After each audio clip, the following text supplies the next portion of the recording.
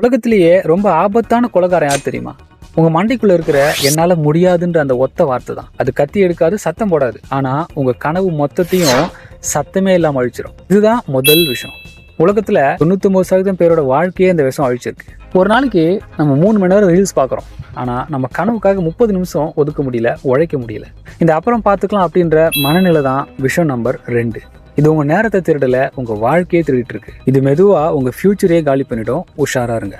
கடவுள் நமக்கு ஒரு உயிரை கொடுத்து, கை காலை கொடுத்து, மூளையை கொடுத்து இந்த பூமிக்கு அனுப்பி வச்சா நாம என்ன பண்றோம்? கண்ணாடி முன்னாடி நின்று என்னால எதுவும் செய்யவே முடியல, நான் ஒரு வேஸ்ட் அப்படின்னு சொல்லிட்டு புலம்பிக்கிட்டு இருக்கோம். முதல்ல உன்னை நீயே நம்பல அப்படின்னா இந்த உலகம் எப்படி உன்னை நம்பும்? இதுதான் விஷயம் நம்பர் 3.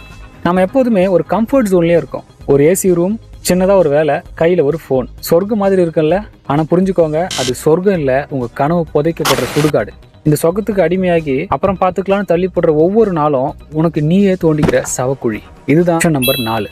இது கொல்லாது, ஆனா கொஞ்சம் கொஞ்சமா சாகடிக்கும். இந்த 4 விஷயத்தையும் தூக்கி போடுங்க. இல்லைன்னா நான் ஏற்கனவே சொன்ன அந்த 99% பேர்ல நீங்களும் ஒருத்தவங்களா மாறிடுவீங்க.